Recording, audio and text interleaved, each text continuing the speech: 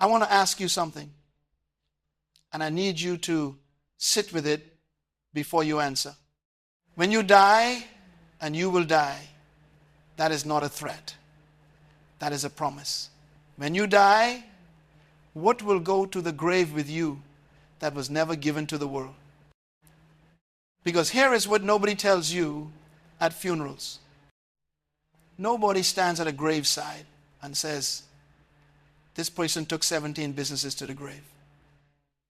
Nobody eulogizes the books that were never written. Nobody mourns the inventions that rotted inside a body that was too afraid, too distracted, too addicted to the approval of mediocre people to ever bring them into existence. But those things are down there in the dark, buried with bones and regret.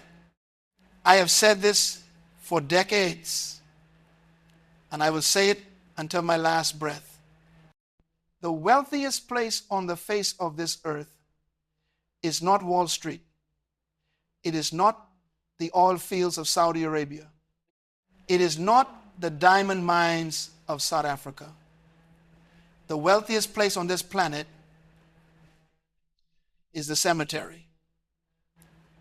Because in that cemetery lie symphonies that were never performed, cures to diseases that killed millions of people after the person who had the cure already died with it. Businesses that would have employed thousands. Children who would have been raised with vision and dignity by parents who never discovered who they were. The graveyard is obscenely, horrifyingly rich. And the question that should terrify you, not make you uncomfortable, not make you squirm, it should absolutely terrify you, is this. Are you currently making a deposit into that cemetery? Every day that you do not work on your purpose, you are making a deposit. Every day that you choose distraction over discipline, you are writing a check to the cemetery. This message is not for comfortable people. Comfortable people will turn this off in the next 30 seconds because comfort is their God, and their God does not permit confrontation. This message is for the person who feels something burning inside of them that they cannot explain. Something that wakes them up at 2 a.m. Something that makes them look at their current life and feel a quiet, gnawing dissatisfaction that they have been medicating. With food, with noise, with entertainment, with the wrong relationships. That burning is not anxiety. That burning is not depression. That burning is purpose, screaming to get out of you before you die with it still inside. And today, I am here to tell you something that the people in your life will never say to your face. They want you to quit. Section 1. The conspiracy of mediocrity. Not all of them. Not with malice. Some of them love you genuinely, but they want you to quit. Your cousin, who always has a reason why your business idea won't work. Your co-worker, who reminds you of every person who tried something similar and failed. Your old friend, who gets strangely quiet when you talk about your dreams and then says, just be realistic. Your family member who confuses love with limitation and causes concern. They want you to quit. Not because they are evil, but because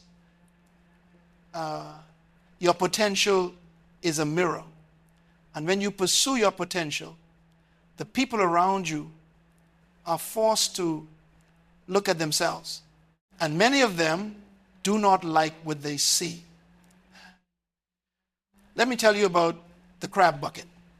You take one crab and put it in a bucket, you need a lid. That crab will climb out. It is determined. It has somewhere to be. But you take a bucket full of crabs. And here's the horrifying part. You do not need a lid. Because every time one crab begins to climb, the other crabs reach up and pull it back down. Not out of strategy. Not out of meeting and deciding to hold each other back. It is instinct. It is reflex. It is the nature of a creature that has accepted the bucket as its world. And it cannot psychologically tolerate another creature escaping a reality it has surrendered to. Some of the people in your life are crabs. They are not villains. They are crabs. They have accepted the bucket. And you, with your climbing, with your striving, with your refusal to settle, you are a disruption to their peace. And they will pull you down with a smile on their face. They will call it advice. Now write this down. I need you to understand the psychology of this. Sigmund Freud described a concept called projection. The tendency of a human being to take their own unresolved internal conflicts and project them onto others. When a person who has abandoned their dream tells you that your dream is impossible, they are not making a statement about your dream. They are making a confession about themselves. They are telling you, I gave up.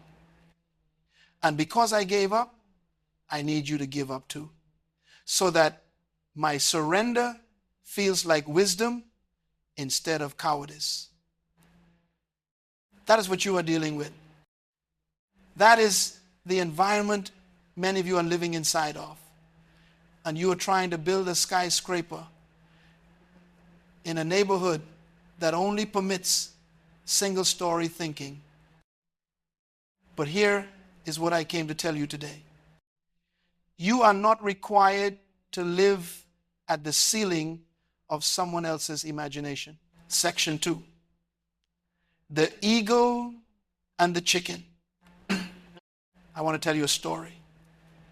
There was once an eagle, magnificent creature, born for the heights, born for the storms, built with a wingspan that could carry it above the clouds.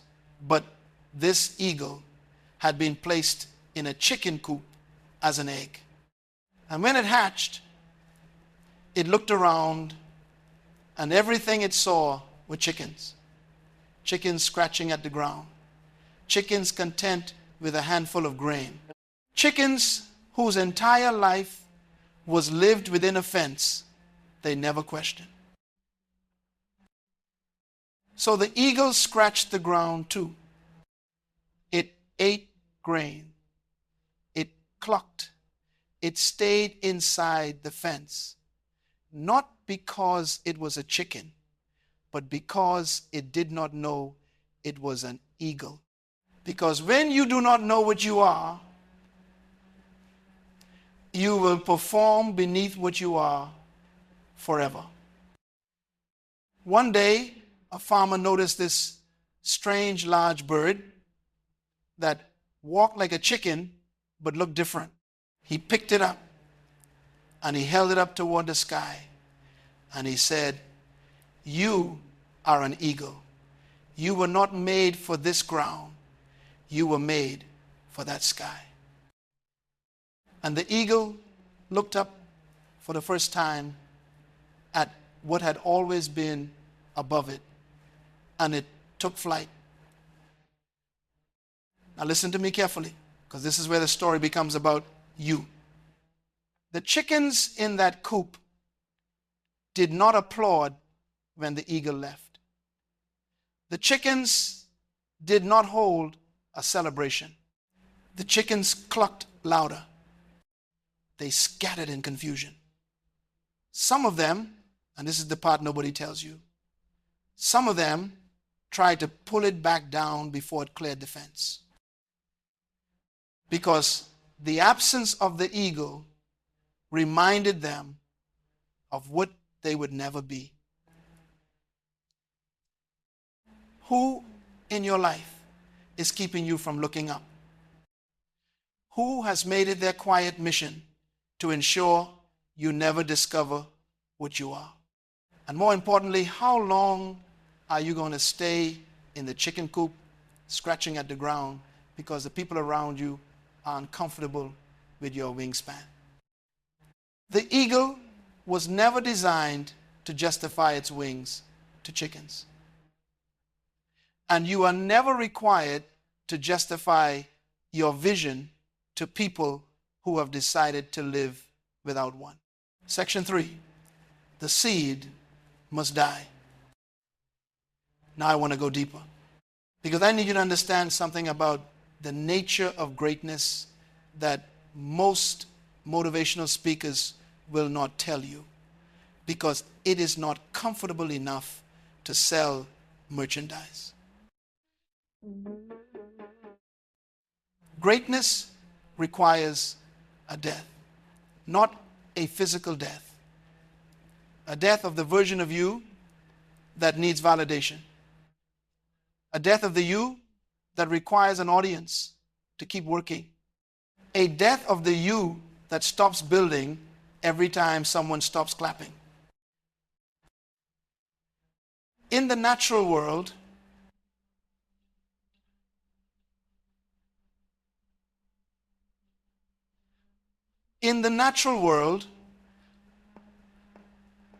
the seed contains everything. The seed contains the fruit. The seed contains every piece of wood that will one day shelter a family, or build a boat, or become a table around which generations will sit. All of it is inside the seed before it ever enters the ground. But here is the brutal truth about the seed. The seed must go into the dark, and in the dark it must appear to die. In fact, to every observer looking at that ground from the outside, the seed is dead. There is no evidence, there is no announcement, there is no visible progress. There is just soil and silence and darkness. And this is where most people quit. Not because the seed is dead, but because it looks dead. Because they cannot handle the season of invisibility. Because they have confused the absence of applause with the absence of progress. Let me ask you something personal. Where are you right now? Are you in the ground? Are you in the season of darkness, where nobody can see what you are building? Where your work feels unwitnessed? Where your sacrifice feels unrecognized? Where you lay your head down at night and you think, is any of this working? That is not failure. That is germination. The seed in the soil is not doing nothing. It is doing the most important work of its entire existence. It is breaking open. It is releasing. It is becoming. And that process, by its very nature, must happen where no one can see it. Because if you do the work of becoming in public, you will be disrupted by the opinions of people who do not understand what they are witnessing. Beethoven went deaf. Think about that. The man who composed some of the most extraordinary music in the history of human civilization lost the one sense that seemed most essential to his craft. He was placed in absolute sonic darkness. And in that darkness, in that isolation, in that suffering, in that season where everyone around him believed he was finished, he composed his Ninth Symphony. He never heard of it as physical airs. He felt it with something deeper. What is your Ninth Symphony? What is the thing inside of you that your suffering is actually trying to unlock? Because most of you have interpreted your difficulty as destruction, when in fact it is development. Section 4, the philosophy of purpose. Now I must teach, because inspiration without instruction is just entertainment. And I refuse to entertain you into staying the same. Dr. Myles Munroe spent his life teaching one central truth, and it is this: the greatest tragedy in life is not death. The greatest tragedy in life is a life without purpose, a life without knowing why you are here, a life where the entire energy of your existence is consumed in the pursuit of things: money, comfort, status, the approval of people who will be forgotten within 2 generations. And at the end of that pursuit, you arrive at the grave having never asked the question that matters above all questions: why was I here?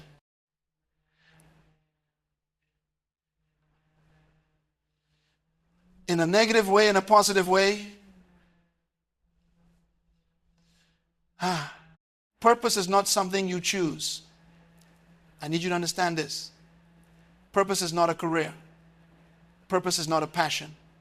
Purpose is not even your gift, though your gift is connected to it.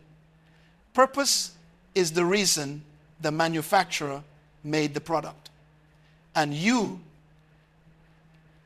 did not manufacture yourself. When you buy a product and you want to know what it was made for, you do not ask the product. You do not ask the shelf it was sitting on. You do not ask the other products next to it. You go to the manufacturer. You go to the one who designed it. You go to the source. And yet, and this is the most staggering irony of the human condition, the most sophisticated, the most complex, the most astonishing creation in the observable universe spends the entirety of its life asking other created things what it was made for.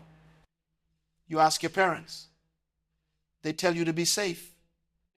You ask your culture, it tells you to be successful. You ask your peers, they tell you to be normal. None of them made you. None of them have access to the blueprint. And so you spend 30 years, 40 years, 50 years building a life that the blueprint was never designed to support. And it collapses. And you call it bad luck. But it was never bad luck. You built the wrong building. You followed the wrong manual. Your purpose is your assignment on this earth. And your assignment was deposited into you before your parents had a name for you. It was placed into the architecture of your gifts, your instincts, your deepest satisfactions, your most consuming frustrations. Because what angers you most is often connected directly to what you were sent to fix. The person who cannot tolerate injustice was perhaps sent to reform law. The person who cannot walk past a child in pain without stopping was perhaps sent to build systems of care. The person who looks at a broken business and immediately sees a solution, who lies awake at night redesigning things in their imagination, was perhaps sent to create enterprises that employ and elevate. Your frustration is a compass, not an enemy. A compass. Section 5, the isolation principle. Now I want to talk about something that will offend the sociable and vindicate the misunderstood. Every person who has ever done anything significant on this earth went through a season of deliberate, painful, purposeful isolation. And not one of them enjoyed it in the moment. Not one of them put up a status update celebrating it. They endured it, they pushed through it, and on the other side of it, they emerged as something the world had never seen before. Moses, 40 years in the desert, 40 years before the burning bush, before the Red Sea, before the liberation of an entire people. He spent 40 years in silence and solitude, tending sheep in a wilderness, invisible to the empire that once knew his name. Most of us would have quit at year 3. Most of us would have picked up our phone in the middle of year 3, scrolled through the highlight reels of people who were visible and celebrated and apparently successful. And we would have said, I have made a terrible mistake. I need to get back in the public eye. I need to show people I am still here. I need to prove I am still relevant. And in doing so, we would have walked away from the very season of formation that was designed to prepare us for what was coming. Isolation is not rejection. Isolation is selection. When God, when the universe, when the force of purpose wants to do something extraordinary with a human being, it pulls them out of the noise first. Because you cannot hear specific instruction in a crowd. You cannot receive your assignment at a party. You cannot discover what you are truly made of when you are surrounded by people who are constantly reflecting back to you who you used to be. Let me speak now to the people who have lost friends because of their commitment to growth. The people whose social circles have shrunk. The people who look around and realize that the numbers in their phone are large, but the number of people who actually understand what they are building, that number is very, very small. That is not a problem. That is a purification. You cannot carry everyone into your next season. Not because you are better than them, but because certain relationships were designed for a specific chapter of your life. And when that chapter ends, those relationships end with it. Holding on to them beyond their season is like refusing to turn the page of a book because you liked the last chapter. The page must turn. And here is what the Sigma philosophy, the modern language around building in, silence, disappearing. Working in secret here is what it understands, that it cannot always articulate. When you remove the audience, you remove the performance. And when you remove the performance for the first time in perhaps your entire adult life, you begin to work for the work itself. Not for the reaction, not for the comment, not for the validation, for the work. And work done for the work itself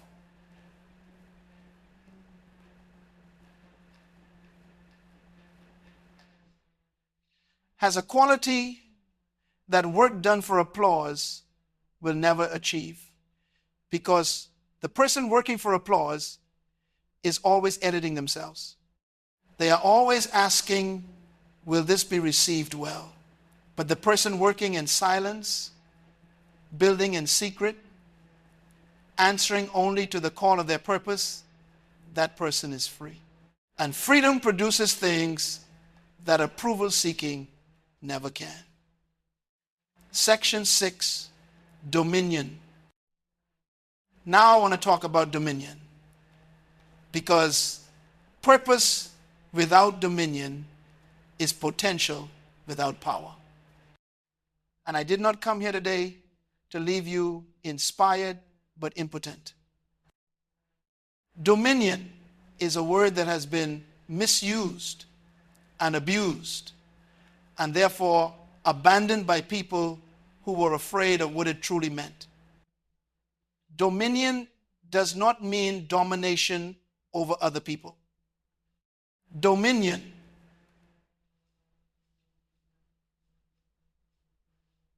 means complete mastery over your domain. It means that the territory of your purpose has been so thoroughly developed, so completely inhabited by your gifts, that when you operate within it, nothing is left undone. A lion does not beg for respect in its territory. A lion does not hold a committee meeting to decide whether it has the authority to act in the space it was given. A lion walks through its territory with absolute certainty, because it knows what it is, it knows what it was built for, and it has done the work of becoming fully what it was designed to be. Most human beings spend their lives operating as tourists in their own purpose, visiting occasionally, taking pictures, posting them, leaving, and then returning to the territory of someone else's vision, calling it a job, calling it a career, calling it a living, when in fact it is a slow, comfortable, well-compensated dying. I want to say that again, because I need it to land. Working your entire life in a territory that is not yours, building someone else's dream, filling out someone else's vision, expanding someone else's empire when you have a dream, a vision, an empire of your own locked inside you is not security. It is the most sophisticated form of self-betrayal available to a modern human being. And the tragedy is that we are being trained to call it responsibility. I understand that bills must be paid. I understand that children must be fed. I am not preaching irresponsibility. What I am preaching is this: the discipline to work the job and the dream simultaneously until the dream becomes strong enough to hold your weight. Most people use the job as a reason to never start. But the people who change history used the job as a season, a temporary dwelling place, while they built the permanent one. Abraham Lincoln taught himself law by firelight while working. Frederick Douglass taught himself to read in secret while enslaved in conditions we cannot fathom. Abraham Lincoln, facing consequences, we would not survive. Because purpose does not wait for comfortable conditions. Purpose does not say, I will begin when circumstances improve. Purpose says, I will begin, and the beginning will improve the circumstances. Do you understand the weight of that? Douglas did not wait for freedom to start becoming. He became. And becoming was part of what broke the chains. Your development is not waiting for your circumstances to change. Your circumstances are waiting for your development to begin. Section 7. The cost of quitting. Now, I need to confront something, because we have talked about the potential. We have talked about the purpose. We have talked about the isolation and the dominion and the seed in the dark. But I need to confront the moment. The moment that is happening right now for some of you watching this. The moment where you are thinking about quitting. Not hypothetically. Right now. You came to this video in that moment. Something drove you here. Maybe it was the business that has not yet turned a profit after 2 years of sacrifice. Maybe it is the creative work that no one has acknowledged. Maybe it is the relationship you invested everything into that gave you nothing back. Maybe it is the vision that still lives only in your journal and nowhere else in the physical world. And you are tired.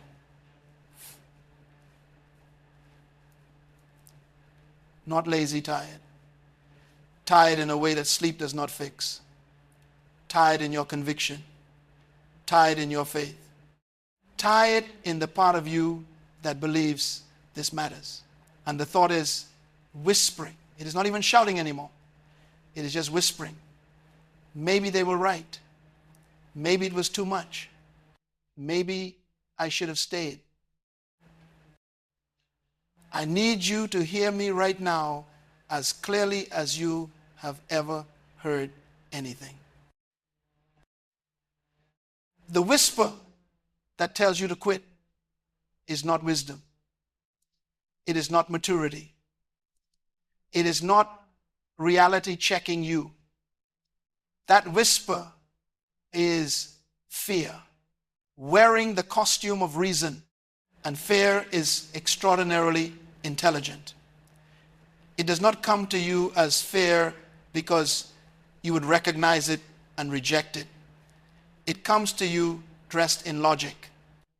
It brings spreadsheets. It brings statistics. It brings the voice of your most respected loved one. And it uses their exact vocabulary. And it says, look at the evidence. Look how long you have tried. Look how little has happened. Isn't it time to be sensible? And here is the most important question you will ever ask yourself in one of those moments. What is on the other side of this? Because quitting is never free. Quitting has a price. And most people only calculate the cost of continuing the sacrifice, the rejection, the uncertainty, the discomfort. But they never calculate the cost of quitting. The cost of quitting is paid in a currency called regret. And regret does not charge you immediately. It is a delayed billing system. It lets you feel the relief of the surrender first. It lets you enjoy the comfort of finally laying the burden down. And then 10 years later, 20 years later, in a quiet moment, in a conversation with your child, in the privacy of 3 a.m, the bill arrives. And it is the largest invoice a human being will ever receive. I have sat with elderly people in the final chapters of their lives, and I will tell you this with absolute certainty. I have never, not once, sat with a person at the end of their life who said, I wish I had tried less. I wish I had been more cautious. I wish I had taken fewer risks. Not once. But the number of people who said, I wish I had tried. I wish I had stayed in it. I wish I had not let them talk me out of it. That number is beyond counting. Do not become that person. Do not become that conversation. Section 8. The testimony of pressure. Let me tell you about diamonds. A diamond is, in its original state, nothing remarkable. It is carbon, the same element that makes up pencil graphite, the same substance that burns in your fireplace. Common, unremarkable, available almost everywhere. The difference between a diamond and a piece of coal, the only difference is what the carbon was subjected to.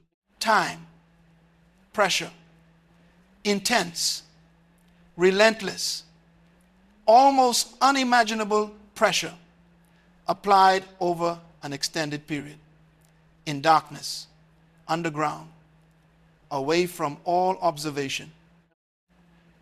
And what emerges from that process is the hardest naturally occurring substance on earth. Something that can cut through almost anything. Something that refracts light in a way that takes the breath away. Something that human beings have crossed oceans and fought wars to possess. The same substance transformed beyond recognition by pressure and time and darkness. The pressure you are under right now is not crushing you. It is cutting you. It is defining you. It is separating the facets that will one day catch the light and scatter it across a room and make people ask, how did this person come to be like this? What created this? What carved this kind of character, this kind of resilience, this kind of brilliance out of a human being? And the answer will be everything that tried to destroy them. Every person who told them it would not work. Every door that closed before they could get their foot inside. Every investment that did not return. Every year that ended without the breakthrough they had prayed for. Every night of doubt. Every morning of uncertainty. Every whisper that said, quit. All of it. All of it was the pressure. All of it was the formation. All of it was necessary. Section 9. Prove them wrong with your life. Now I want to talk about the proving, because this is where I need to be very careful with you, because the proving can itself become a trap. There are two kinds of people who respond to opposition. The first kind is motivated by spite. They want to succeed to embarrass the people who doubted them. They want to stand at the peak and look down and say, see, I told you. And for a season, spite can be fuel. It is a dirty fuel It burns hot, but it burns dirty. And it will damage the engine if you run on it too long. The second kind of person, the kind I am calling you to become today, is motivated not by spite, but by stewardship. They understand that the gifts inside of them do not belong to them alone. That they are accountable not to their critics, but to their calling. That the purpose for which they were designed involves other people whose lives will be changed by what they build. When you understand that the dream inside of you is not for you alone, when you understand that there are people waiting on the other side of your obedience to purpose people who need the book you have not written, the business you have not started, the conversation you have not had, then quitting becomes not just self-betrayal, it becomes a kind of theft. You are stealing from the people who need what you carry. And those people may not even be born yet. The work you do today in discipline and obscurity may not bear visible fruit in your lifetime, but it will bear fruit. Purpose always does. So, prove them wrong, but do not prove them wrong for them. Do not give them that power. Do not let your greatest motivation be the expression on the face of someone who doubted you. Prove them wrong with your life. Prove it quietly, methodically, relentlessly, in the hidden hours, before the world is awake, in the disciplined patterns that look like madness to people who do not understand what you are building. Prove it by showing up when you do not feel like it. Prove it by refusing to negotiate with distraction. Prove it by having the courage to disappear. When disappearing is what the season demands.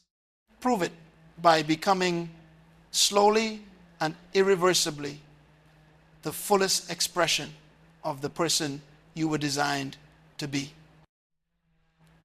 And on the day that is coming, because it is coming for every person who refuses to quit, on the day that the work becomes visible, on the day the seed finally breaks through the soil into the light, where everyone can see it, you will not need to say a single word. You will not need to make an announcement. You will not need to point to the critics and say, I told you so. Because the work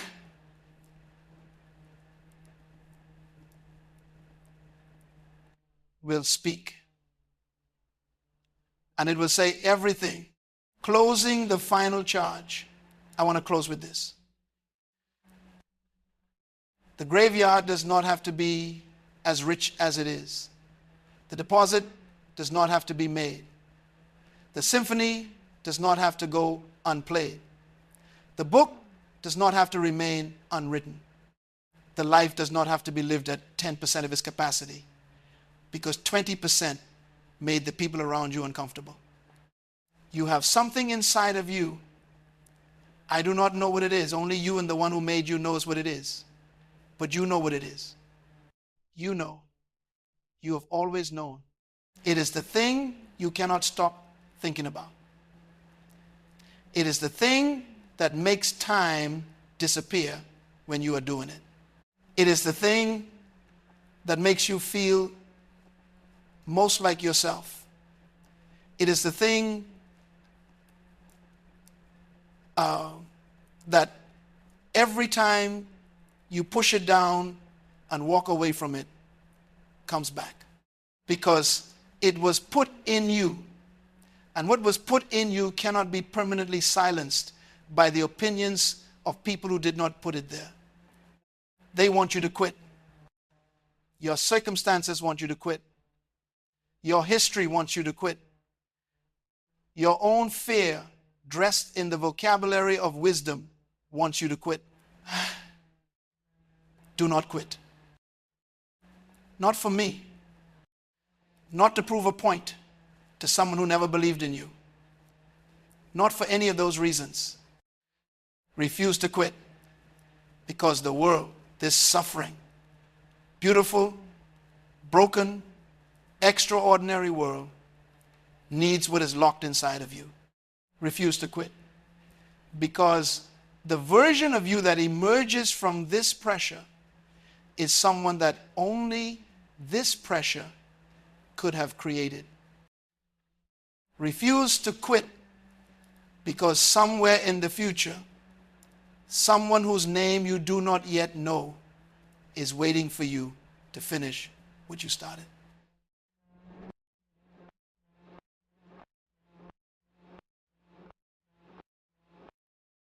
Go back to work. Go back into the dark, into the silence, into the unsexy, unwitnessed, unglamorous, daily discipline of becoming who you were designed to be. Go back and plant the seed again. Go back and endure the invisibility again. Go back and choose the hard thing again. Because I promise you, on the authority of everything I know about human potential and divine purpose, the cemetery does not need another deposit. The world needs your contribution. It has been waiting long enough. You have kept it waiting long enough. Now go. Prove them wrong